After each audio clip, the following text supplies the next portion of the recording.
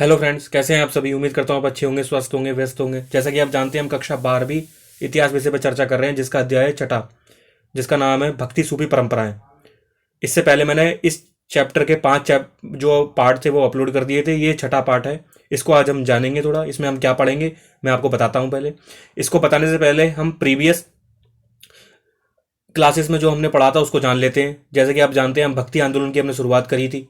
तमिलनाडु से हमने पढ़ना शुरू किया था। ठीक है, पीर से परंपरा वगैरह, अलवर नैनर सब पढ़ा था हमने। उनके राज्यों के साथ संबंध क्या थे वो देखे थे, और सूफी परंपराएं पढ़ी थी। फिर इस्लाम का जब भारत में आगमन होता है, उसी के साथ सूफियों का भी आगमन होता है, उनके बारे में पढ़ा था हमने। चिश्ती सूफियों के बारे में चर्चा की थी। तो अब आगे देखते हैं हम थोड़ा नवीन भक्ति पंथ में, देखते हैं क्या क्या हमें इसमें पढ़ने का है। उत्तरी भारत में संवाद और असहमति, जैसे स्क्रीन पे आप होगा आपके आगे। इसमें हम कबीर के बारे में पढ़ेंगे, गुरु नानक जी के बारे में पढ़ेंगे, और मीराबाई के बारे में थोड़ा जानेंगे, और नवीन भक्ति परंपरा में कौन कौन से इन्होंने उपदेश दिए, इनके बारे में थोड़ा जिक्र करेंगे। शुरू करते हैं आज की क्लास। ठीक है, तो ये एग्जाम में भी क्वेश्चन आते हैं, यहाँ से मैं बताते हुए चलूंगा साथ साथ। ठीक है, स्क्रीन आपके आगे मैंने प्ले कर दी है, तो आप देख सकते हैं। ठीक है, ब्राइटनेस बढ़ा देते हैं थोड़ी। चलो अब देखते हैं उत्तरी भारत में संवाद और असहमति। इसको थोड़ा पढ़ते हैं। उत्तरी भारत का मतलब है यहाँ पर कि उत्तर भारत में अभी तक हमने जो भक्ति परंपरा पढ़ी थी वो प्रारंभिक भक्ति परंपरा थी, जो तमिलनाडु में शुरू हुई थी। अब जो है वो उत्तरी भारत में जो भक्ति परंपरा शुरुआत हुई है, वो देखते हैं कौन कौन इसमें प्रणेता थे, किन्होंने इस बात की शुरुआत करी। तो जिससे ऐसे लिखा है कि अनेक संत कवियों ने नवीन सामाजिक परिस्थितियों, विचारों और संस्थाओं के साथ स्पष्ट और सांकेतिक दोनों किस्म के संवाद कायम किए, और इस काल के 3 प्रमुख और प्रभावकारी व्यक्ति हुए। 3 व्यक्ति की बात हो रही है। 3 व्यक्ति कौन है इसमें? वही कबीर, नानक और मीराबाई। थोड़ा जिक्र करेंगे इनका। यहां पे मैंने हाईलाइट कर रखा है आपके लिए, जो पीला पीला है ना, जो हाईलाइट हो रखा है, देखिए उस पर थोड़ा सा आपको ज्यादा ध्यान देना है। ठीक है, क्योंकि 1 नंबर 2 नंबर का आ सकता है। थोड़ा कबीर के बारे में जानकारी देख लेते हैं। दैवीय वस्त्र की बुनाई कबीर। कबीर का थोड़ा परिचय है, मैं रीड कर देता हूं। ठीक है, ध्यान रखना आपको है। कबीर लगभग 14वीं से 15वीं शताब्दी इस पृष्ठभूमि में उभरने वाले संत कवियों में अप्रथम थे। अप्रथम का मतलब सबसे महत्वपूर्ण रोल इन्होंने प्ले किया इस समय में। 14वीं से 15वीं सदी इनका टाइम था। इतिहासकारों ने उनके जीवन और काल का अध्ययन उनके काव्य और बाद में लिखी गई जीवनियों के आधार पर किया है। यह प्रक्रिया कई वजहों से चुनौतीपूर्ण रही है। तो जीवनी वगैरह के माध्यम से उनकी जानकारी मिलती है, उनके काव्य के माध्यम से जानकारी मिलती है। ठीक है, कबीर की वाणी 3 विशिष्ट किंतु परस्पर व्याप्त परिपाटियों में संकलित है। 3 विशिष्ट हैं। कबीर बीजक, कबीर पंथियों द्वारा वाराणसी तथा उत्तर प्रदेश के अन्य स्थानों पर संरक्षित है। कबीर बीजक है, जिसमें कबीर पंथियों ने वाराणसी और उत्तर प्रदेश में उनके स्थानों पर संरक्षित रखी है उसे। कबीर बीजक इनकी पुस्तक है। ठीक है, कबीर ग्रंथावली का संबंध राजस्थान के दादू पंथियों से है। बता रहा कबीर ने ग्रंथावली भी लिखी, तो उसका संबंध दादू पंथियों से है, राजस्थान के। इसके अतिरिक्त कबीर के कई पद आदि ग्रंथ साहिब में संकलित हैं। जो गुरु ग्रंथ साहिब है, जो सिखों की पुस्तक, उसमें भी कबीर के कुछ जो पद हैं वो संकलित हैं। लगभग सभी पांडुलिपि संकलन कबीर की मृत्यु के बाद, बहुत बाद में किए गए। पांडुलिपि होता है जो हाथ से लिखी गई है। जब कबीर की मृत्यु हो गई तब उनकी जो काव्य वगैरह थे उनको पढ़ा गया, फिर उसके आधार पर चीजों को लिखा गया। 19वीं शताब्दी में उनके पद संग्रहों को बंगाल, गुजरात, महाराष्ट्र जैसे क्षेत्रों में मुद्रांकित किया गया। फिर छपने लग गई किताबें वगैरह उनके ऊपर। ठीक है, कबीर के जो भी दोहे वगैरह थे, जो भी उनके जो काव्य थे, ये सब बंगाल में, गुजरात में, महाराष्ट्र में। तो ये बात थी। कबीर की रचनाएं अनेक भाषा और बोलियों में मिलती है। अनेक भाषा और बोलियों में लिखते थे कबीर। इनमें से कुछ निर्गुण कवियों की खास बोली संत भाषा में है। निर्गुण कवियों की खास बोली जो है संत भाषा में। जैसे आपको पता है निर्गुण कवि थे कबीर। निर्गुण और सगुण क्या होता है मैंने प्रीवियस क्लास में अच्छे से समझाया है, डिटेल में एकदम। ठीक है, वो देख लेना जिसको नहीं मालूम। कुछ रचनाएं जिन्हें उलटबासी, उल्टी कहीं उक्तियों के नाम से जाना जाता है। उलटबासी भी है। जैसे आप पता है कि कबीर जो थे, जो भी बात होती थी वो सीधी तरीके से नहीं बोलते थे। ठीक है, थोड़ा सा उस कहते हैं ना व्यंग करके थोड़ा सा बोलना, और थोड़ा मतलब घुमा फिरा के थोड़ी सी बात करना, थोड़ा है ऐसी बात करते थे थोड़ी सी। तो ये याद रखना इस बारे में। ठीक है, तो कहने का मतलब है, तो कबीर के बारे में थोड़ा जानकारी दी गई है, उनकी भाषा बोलियों के बारे में। ठीक है, तो यही हमें समझना है। तो ये कबीर के बारे में थोड़ा सा परिचय था। ठीक है, इसमें से हो सकता है 1 आधी नंबर का क्वेश्चन आ जाए। जैसे कबीर ग्रंथावली का संबंध राजस्थान के दादू पंथियों से है ना। कबीर बीजक, कबीर पंथियों द्वारा वाराणसी, उत्तर प्रदेश के अन्य स्थानों पर संरक्षित है। तो ये सब सवाल पूछे जा सकते हैं 1 आधी नंबर में, तो ध्यान रखना। ठीक है, अब आगे बढ़ते हैं। ठीक है, ठीक है, यहाँ पर 21वाद वगैरह लिख रखा है। कबीर के जो विचार थे, उपदेश थे उनके, इस पर मैंने एक क्वेश्चन लिख रखा है आपके लिए जो आता है। ठीक है, उसे देख लेते हैं हम। उसे देखने से पहले थोड़ा सा और जिक्र है इसमें, देख लेते हैं तो, ठीक है। मैंने ऊपर लिख दिया था, कबीर के गुरु थे जैसे रामानंद, ठीक है। ये ऊपर मैंने देखो ऊपर दिख रहा होगा, वो कबीर के गुरु पूछ ले तो कोई कहते हैं ना रामानंद थे, ठीक है। और कबीर का सूफियों के साथ वाद विवाद हुआ। जो सूफी थे ना, तो उनके साथ कबीर जो थे वाद विवाद करते थे, विमर्श करते थे, चर्चा करते थे। तो इससे इनके विचारों को एक आकार मिला, ठीक है। इनके विचार जो थे और घनीभूत हुए। आगे देखते हैं हमें, ये जो ऑरेंज ऑरेंज मैंने मार्क कर रखा है ना, उसे देखना है थोड़ा, ठीक है। मैं रीड कर देता हूँ आपके लिए, और आप अपनी किताब में भी देख सकते हैं, ऐसे कुछ नहीं है। कबीर के विचार संभवतः अवध प्रदेश यानी उत्तर प्रदेश की सूफी और योगी परंपरा के साथ हुए संवाद और विवाद के माध्यम से घनीभूत हुए। जैसे कि मैंने आपको बताया, जो कबीर के जो विचार हुए इतने महान, वो कैसे हुए? वो सूफियों से और योगी परंपरा वाले जो योगी थे उनसे चर्चाएं करते थे। वो कबीर की विरासत पर उनके अनेक गुटों ने दावा किया, जो उन्हें याद करते थे और आज भी याद कर रहे हैं। तो कबीर की विरासत पे हर कोई दावा करता है कि भाई कबीर जो थे हमारे वंशज थे, कबीर ये थे वो, ठीक है, वगैरह वगैरह बातें करता है। तो कहने का मतलब है, ये पूरा जो हाईलाइट कर रखा है वो इंपॉर्टेंट है, वो ध्यान रखना, ठीक है। आपको दिख रहा होगा हाईलाइटेड जो पॉइंट है। और इसका जो मैंने क्वेश्चन बाहर निकाल दिया था, ये देखो, इस क्वेश्चन ये था, ये क्वेश्चन कबीर का सूफियों के साथ वाद विवाद, ठीक है। ये पूरा पढ़ने का थोड़ा सा एक हाईलाइट करके बाहर निकाल दिया पॉइंट। अब अगला हाईलाइटर, कबीर के जन्म को लेकर मतभेद। इसमें हम पढ़ेंगे कबीर के जन्म को लेकर मतभेद है, कौन क्या कहता है, देख लेते थोड़ा, ठीक है। जो हाईलाइट कर रखा है ऑरेंज है, वही पार्ट पे फोकस करने का है आपको, ठीक है। वैष्णव परंपरा की जीवनियों में कबीर, वैष्णव परंपरा की जीवनियों में क्या कहा जाता है कबीर को? कबीर का अरबी में अर्थ है महान, ठीक है। कबीर जो शब्द है उसका अरबी में कहते हैं उसे महान। को जन्म से हिंदू कबीरदास बताते हैं, जो हिंदू है वो कहते हैं कबीर जो है कबीरदास थे, किंतु उनका पालन गरीब मुसलमान परिवार में हुआ जो जुलाए थे। लेकिन जो उनका पालन था, लालन पालन था, वो गरीब मुसलमान परिवार में हुआ जो जुलाए थे। जुलाए माने जो बुनकर होते हैं, जो कपड़े वपड़े बनाते हैं वगैरह। और कुछ समय पहले ही इस्लाम धर्म के अनुयायी बने थे वो, ठीक है। इन जीवनियों से यह भी कहा जाता है कि कबीर को भक्ति का मार्ग दिखाने वाले गुरु रामानंद थे। जैसे मैंने आपको बताया कि कबीर के गुरु का नाम पूछा जाए तो रामानंद आप ले सकते हैं।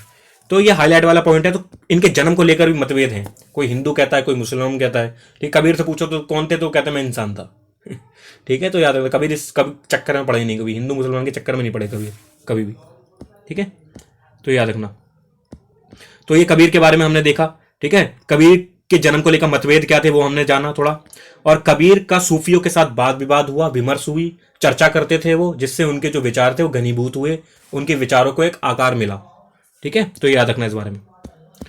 तो ये कबीर के बारे में था। कबीर पे एक क्वेश्चन भी लिख के लाया हूं मैं, वो थोड़ा आसान हो जाएगा, वो देख लेते हैं हम एक बार, जो पेपर में आता है कबीर पे क्वेश्चन, ये रहा, ठीक है। ये देख लेते थोड़ा।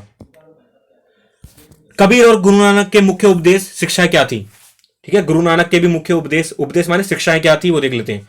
तो गुरु नानक के बारे में अभी हमने पढ़ा नहीं है, तो कबीर के बारे में पढ़ लिया, तो कबीर के बारे में पढ़ते हैं पहले।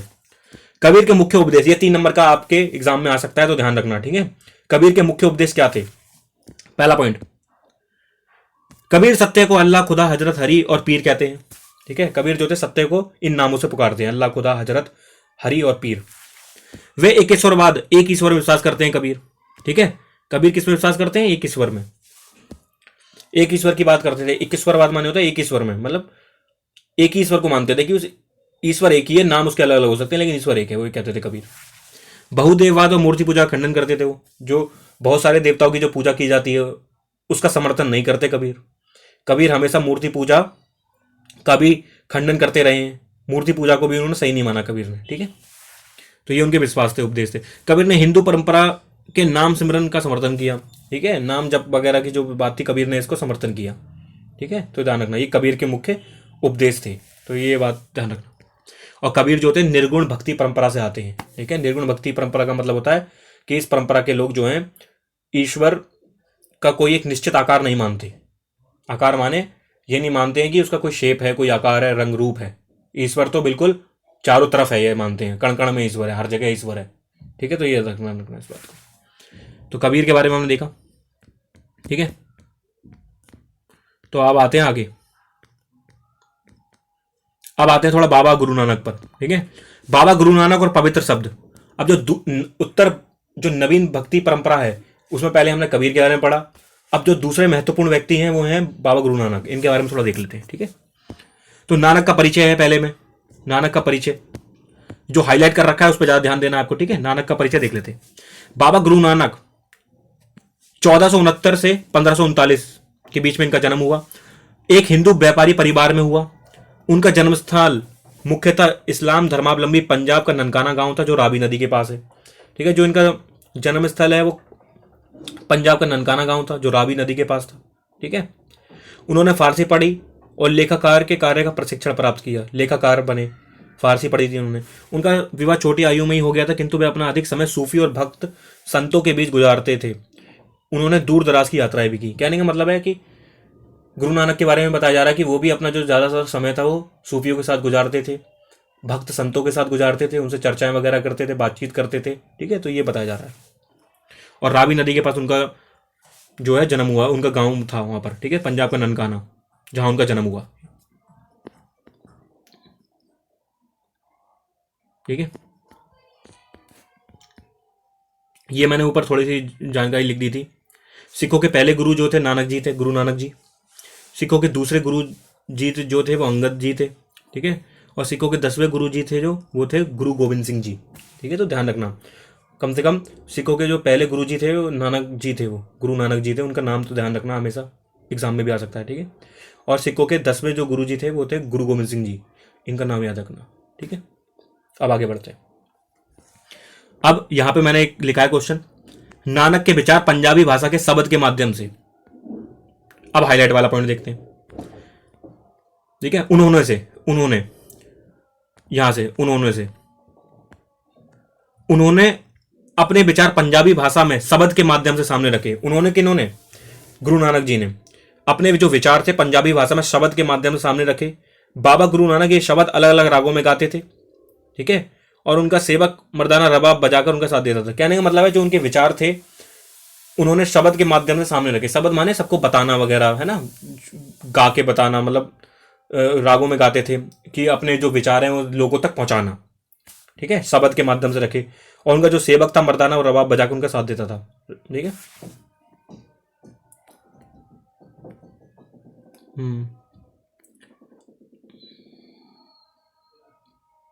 ये हो गया इंपॉर्टेंट है। ठीक है, अब आ गया नीचे, जहां से टिक लगाए ना, जो हाईलाइट रखा है पॉइंट, उस पर ज्यादा हमें ध्यान देना है। 5वें गुरु अर्जन देव जी ने बाबा गुरु नानक तथा उनके 4 उत्तराधिकारियों, उत्तराधिकारी माने तो उनके बाद आने वाले 4 उत्तराधिकारियों बाबा फरीद, रविदास और कबीर की वाणी को आदि ग्रंथ में संकलित किया। तो अर्जन देव ने इन सभी की जो बानी थी उनको आदि ग्रंथ में संकलित किया। आदि ग्रंथ क्या है? सिखों की जो पवित्र पुस्तक है वो गुरु ग्रंथ साहिब है, जिसे आदि ग्रंथ कहते हैं। ठीक है, तो और इनको गुरुवाणी कहा जाता है। ठीक है, इन चारों की जो बानी थी उनको मिला के क्या कहा जाता है? गुरुवाणी कहा जाता है, गुरुवाणी। और ये उन अनेक भाषाओं में रचे गए थे। 17वीं सदी के उत्तरार्ध में क्या हुआ? 17वीं सदी के बाद में 10वें गुरु गोविंद सिंह जी ने 9वें गुरु तेग बहादुर की रचनाओं को भी इसमें शामिल किया, आदि ग्रंथ में शामिल किया। इस ग्रंथ को गुरु ग्रंथ साहिब कहा गया। और गुरु गोविंद सिंह ने खालसा पंथ पवित्रों की सेना की नींव डाली और उनके 5 प्रतीकों का वर्णन किया। तो ये आ सकता है कि खालसा पंथ की स्थापना किसने की? गुरु गोविंद सिंह जी ने करी। और 5 प्रतीकों का वर्णन किसने किया? गुरु गोविंद सिंह जी ने किया। तो कौन से 5 प्रतीक थे? पेपर में आ सकता है 1-2 नंबर में, ध्यान रखना। जैसे बिना कटे केस, है ना, केस माने बाल, कृपाण हो गया, कक्ष हो गया, कंगा हो गया और लोहे का कड़ा। तो ये 5 चीजें अनिवार्य कर दी, महत्वपूर्ण कर दी। और गुरु गोविंद सिंह के नेतृत्व में समुदाय एक सामाजिक, धार्मिक और सैन्य बल के रूप में संगठित होकर सामने आया। और गुरु गोविंद सिंह जी के सामने क्या हुआ कि नेतृत्व में समुदाय जो था एक सामाजिक, धार्मिक और सैन्य बल के रूप में संगठित हुआ। कहने का मतलब सैन्य बल यहां पर क्यों जान जरूरी है? धार्मिक तो समझ में आता है, ठीक है, सामाजिक भी समझ में आता है। सैन्य बल इसलिए क्योंकि इस समय मुगलों से लड़ाइयां चल रही थी सिखों की, जो, ठीक है, गुरु तेग बहादुर जी थे, ठीक है, उनका शीश काट दिया गया था मुगलों द्वारा। तो इससे जो थे गुरु गोविंद सिंह जी बहुत विचलित हुए और उन्होंने समझ लिया कि अब इनसे जो है युद्ध करना होगा, तो अपने आप को पहले सैनिक रूप में संगठित भी करना होगा हमें। तो इसलिए उन्होंने सैन्य बल के रूप में अपने आप को संगठित करना शुरू कर दिया। मुगलों से युद्ध चल रहा था, तो ये याद रखना। ठीक है, तो 10वें गुरु गोविंद सिंह जी ने क्या किया? ठीक है, 5 इनके जो प्रतीक थे वो उनको ध्यान में रखना। यहाँ पे 5वें गुरु अर्जुन देव जी ने किन किन की वाणियों को आदि ग्रंथ में शामिल किया, ये सब याद रखना। ठीक है, तो ये हमने देखा।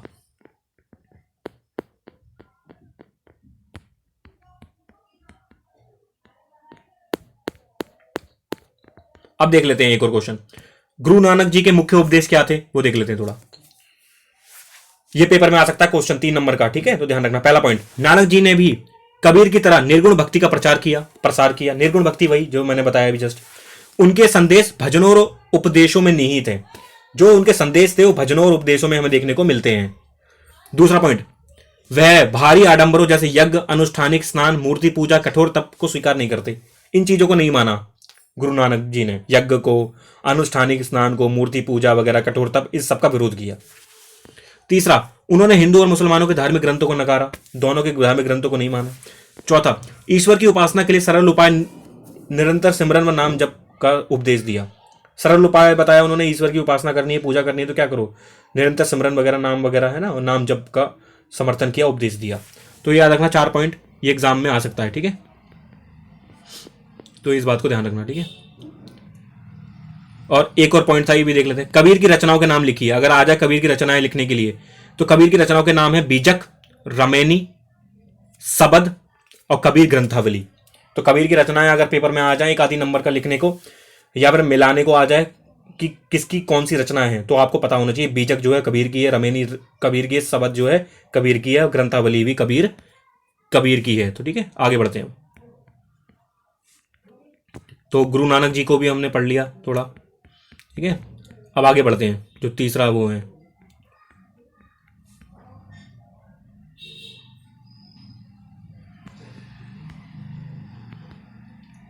मीराबाई का परिचय है इसमें थोड़ा, ठीक है। अब तीसरा जो महत्वपूर्ण जो इसमें आ रहे हैं उनको देख लेते हैं।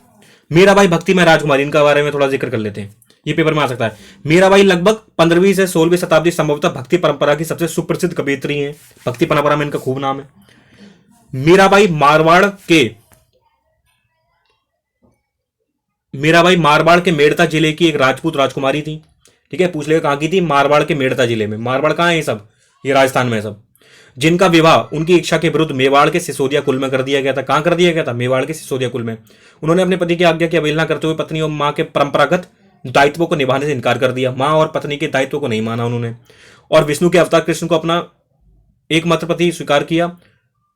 ये उनके परिचय आ रहा है, थोड़ा जानकारी वानकारी आ रही है, ठीक है, किया। और उनके ससुराल वालों ने उन्हें विष देने का प्रयत्न किया, किंतु वह राजवंश से निकलकर एक परिव्रजिका संत बन गई। यानी कि मानने कहने का मतलब है कि वो अपना घर बार छोड़कर एक संत की वेशभूषा में आ गई और संत बन गई एक, ठीक है। तो याद रखना इस बारे में।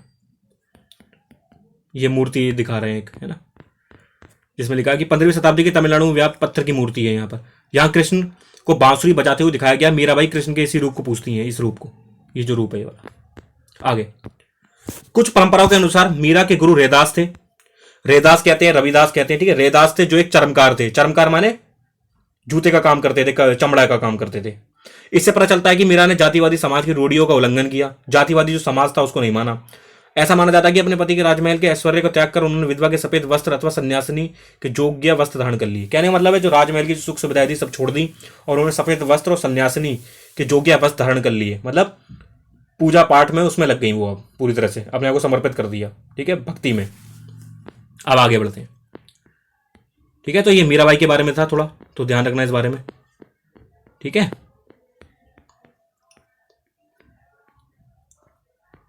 एक और जिक्र है आपके इसमें, एक और जो है संत है शंकरदेव, इनका भी थोड़ा जिक्र कर लेते हैं, ये पेपर में आ जाता है क्योंकि। शंकरदेव क्या थे देख लेते हैं।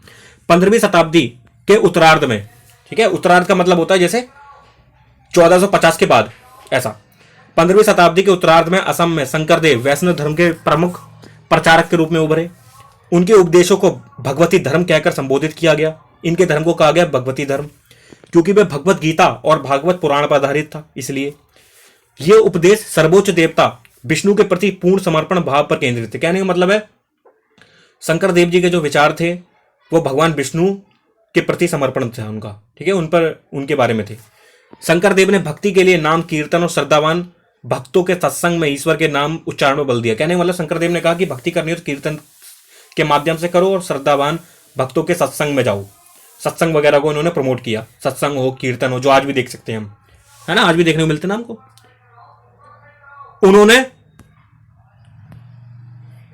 उन्होंने आध्यात्मिक ज्ञान के प्रचार के लिए सत्र या मठ तथा नामघर जैसे प्रार्थना गृह की स्थापना को बढ़ावा दिया। सत्र मठ वगैरह होने चाहिए इनके हिसाब से। इस क्षेत्र में ये संस्थाएं और आचार आज भी पनप रहे हैं। शंकरदेव की प्रमुख काव्य रचनाओं में कीर्तन घोष भी है। तो पूछ लेगा कि शंकरदेव की प्रमुख काव्य रचनाओं में कौन सी है, तो कीर्तन घोष है, उसका नाम उल्लिखित है। आपको ध्यान रखना होगा, एग्जाम में 1 नंबर का क्वेश्चन प्यार से बन जाता है। ठीक है, तो ये शंकरदेव जी के बारे में हमने पढ़ा थोड़ा, तो ये याद रखना। ठीक है,